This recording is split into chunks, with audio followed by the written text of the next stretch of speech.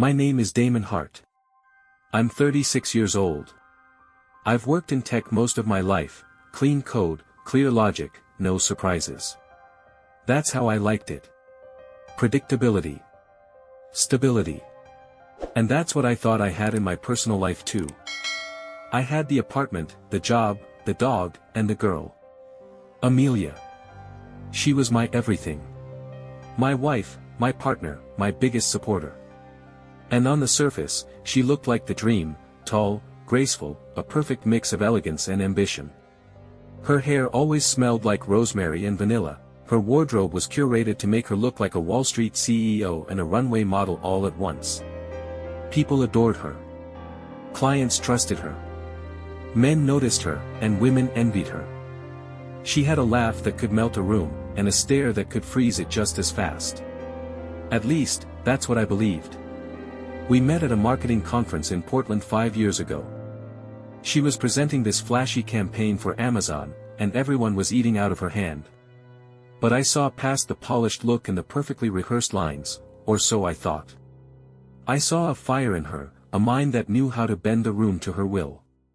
I was hooked. She was the kind of woman who didn't walk, she arrived. Her heels announced her before she spoke. Her confidence wasn't loud, but it was impossible to ignore. You never had to wonder whether she was in control, you could feel it in the air around her. Heads turned when she entered the room, and she knew it. She used it. But around me, she was softer. Playful. Sweet. At least, that's who she pretended to be. We moved in together after 3 months. Married in under a year. And for a long time, I thought I had won the goddamn lottery. When I got promoted, she cooked my favorite dinner. When I had a rough day, she ran me a bath and played old jazz records. I would have taken a bullet for her without blinking. But what I didn't realize, she was the one loading the gun. The signs were subtle at first. Long nights at work. Meetings that ran over. A shift in her scent, new perfume, she said. A new skincare routine. New lingerie I hadn't seen on her, only in the laundry. I chalked it up to stress, to client demands, to burnout. I didn't want to be that guy, the one who accused without proof. But the doubt? It planted itself in my brain and refused to leave. One night she came home at 1:07 a.m. I know the time because I was wide awake, watching the clock, waiting to hear the key turn in the lock. She came in barefoot, heels in her hand, hair a mess, a lipstick smudge on her wrist. I asked if everything was okay. She smiled, kissed my forehead, and whispered, "Just tired, babe. Don't wait up next time." But I did wait up. I kept waiting. Night after night. My sleep turned into surveillance. I started noticing things. Gaps in her stories. Calendar invites that didn't match the time she got home. Calls she'd step outside to take. So I made the call. Sam, my college buddy, now works private security. He owed me a favor. "Can you get me surveillance footage from Madison Partners?" I asked. He didn't even ask why. Just said, "Give me 48 hours. When he handed me the flash drive, he looked pale. Like he didn't want to be the messenger. "Whatever's on here," he said, "you can't unsee it." He was right. I watched the footage at 3 a.m. In the dark. Alone. Camera angle 1, hallway. 11:47 p.m., Amelia enters her boss's office. She's holding a wine bottle. She's laughing. Camera angle 2, interior office. Martin, her boss, is already there, shirt unbuttoned halfway down. She sets the bottle on his desk. He pulls her close by the waist. She climbs onto his desk like it's a stage. And then, she performs. Her voice was different. Lower. Rougher. Like someone I'd never met. "Lock the door. I'm not done with you yet." Her blouse comes off. His tie is wrapped around her wrist. And then she says, "He thinks I'm working overtime. Poor bastard's probably asleep with the dog." I paused the video. My hands were shaking. Then I rewound it. Watched it again. Not because I'm a masochist. Because I needed to kill the version of her that still lived in my head. And in her place, I built a plan. A plan to end her career. To take from her what she took from me: trust, pride, peace. She chose to cheat on me like a coward. I would expose her like a man with nothing left to lose. Amelia had mastered the art of double lives. She could shift gears between boardroom dominance and soft-spoken wife with surgical precision. It was terrifying, really. Looking back, I realized how often I saw flashes of the predator behind the performance, the smirk that lasted half a second too long, the way she dismissed people she thought were beneath her. I just didn't want to believe she could be that cold. That calculated. But the woman I saw on that flash drive wasn't a stranger. She was the real Amelia, unmasked, uninhibited, unrepentant. And the worst part? She looked happy.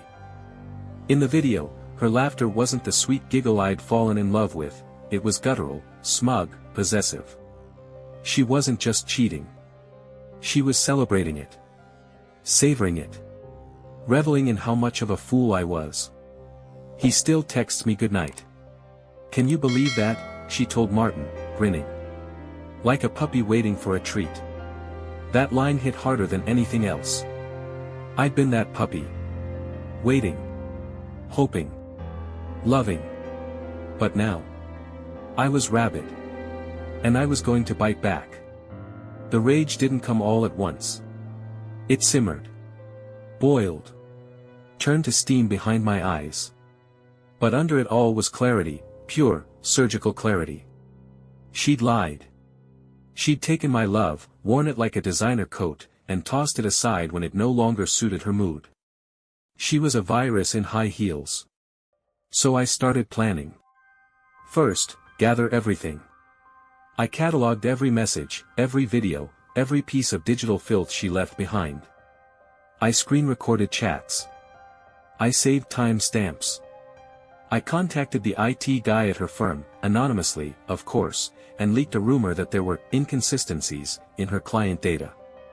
Second, build the stage. I found out about her company's upcoming annual event, a hybrid live-streamed presentation with major stakeholders. She was one of the lead speakers. Perfect. Third, prepare the arsenal. I asked Sam to help me create a video montage. Nothing too graphic, I didn't want a lawsuit, but just raw enough to eviscerate her image. He cut together 2.5 minutes of damning content, hotel footage, audio clips, her laughing about my pathetic loyalty. But I wasn't done. I printed a resignation letter she once emailed to herself, a draft she never sent. I updated the date, formatted it perfectly, forged the signature. Put it in an envelope. It was theatrical, yes. But she deserved nothing less than a public execution. Still, I hesitated. What if I just left? What if I took Buster, our dog, packed my things, and ghosted her? No revenge. No destruction. Just silence. But then I thought of her words. Her face. Her goddamn smirk. She wanted me to be weak. She expected me to stay quiet. So I buried the hesitation. And sharpened my blade. Operation Collapse wasn't just a plan anymore. It was my religion. The Hyatt Regency downtown felt like a cathedral that day, massive halls, chandeliers like glass waterfalls, and a tech setup more elaborate than most movie sets. It was her company's biggest event of the year, a hybrid live stream and in-person conference for clients, executives, and investors. And Amelia? She was the crown jewel of the night. Her name was everywhere. On banners, on programs, on digital screens looping her face with buzzwords like visionary, leader, trailblazer. She floated through the crowd before her talk, laughing like a queen greeting peasants. Perfect dress. Perfect posture. The kind of woman who didn't just expect praise, she required it. She stopped to thank people, to hug colleagues, even to take a photo with a teenage intern. And through it all, she had no idea that her empire was about to burn. I arrived 30 minutes before her segment. Charcoal suit. Clean shave. Flash drive in my inner pocket. I spotted her across the lobby. Her eyes passed right over me without recognition. Good. The auditorium held over 200 people. Another 800 watching online. A media team. Cameras everywhere. It was the perfect kill zone. As she walked on stage, the applause hit like thunder. She stood beneath lights that made her glow. Her opening words were smooth, calculated, flawless. I saw people nodding. Smiling. Drinking her in. I walked to the AV booth during her second slide. "Hey," I said calmly, handing over a sleek black envelope. "This is her final slide. Special closing video." She said, "It's a surprise. You'll want to cue it manually right before Q&A." The guy nodded without question. She was halfway through her final statement. "And above all, I want to thank the person who stood by me every step of the way, my husband, Damon." I didn't flinch. The tech guy hit play. The lights dropped. The screens lit up. First, silence. Black background. Then. You know I love this desk. Especially when I'm on my knees. People chuckled at first, thinking it was some weird metaphor. Until they saw her face. Amelia. On screen. In Martin's office. Blouse off. Lipstick smeared. His tie around her throat like a leash. Then came her voice. "Tell me I'm better than your wife. You're a goddess." He's pathetic. Cut to her text messages. "He thinks I'm at yoga. LOL. Honestly, it's fun seeing how blind he is. I fake it with him every time." Then a selfie. Her in lingerie. Holding a sign, "Thinking of you, not him." Gasps. Screams. Someone dropped a wine glass. A woman muttered, "Oh my God." Back to video. Amelia's voice again. "This one's for you, babe. Hope you're enjoying your fantasy. I'm living in reality." Silence. Then, my voice. "For 5 years, I loved you. For 5 years, I believed in you. And this is what you were." Fade out. Lights up. Amelia was frozen. Stone white. Shaking. The mic in her hand trembled like it weighed 200 pounds. I walked toward the stage. Pulled the resignation letter from my coat. Walked up the steps. Handed it to her. "You can sign it now. Or your lawyer can sign it later." She opened her mouth. Nothing came out. She looked around. Everyone was staring. Her boss stood in the back, eyes down, face red, already reaching for his phone. I turned.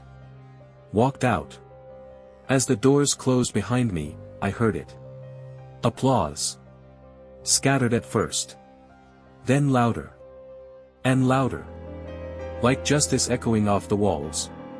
It's been 3 months. I moved into a new apartment. No view of the skyline. No high-end appliances. No trace of her perfume that used to burn my lungs. No illusions left. Amelia tried to reach out. Texts. Voicemails. Long emails. Crying, begging, swearing she could explain. I didn't open a single one. She was fired the same week. So was Martin. His wife filed for divorce. The company lost stock value after the scandal. Her name became a corporate meme. There's even a Reddit thread titled, "How to Lose Everything in 2 Minutes Flat, Live." And you know what? I don't regret a damn thing. Some things deserve to burn, completely. No rebuilding. No forgiveness. Just ashes. Because when someone spits on the love you carried them with, they don't deserve closure. They deserve exposure. I'm not who I used to be. But I'm no longer the man who gets broken. I'm the man who breaks the mask. The end.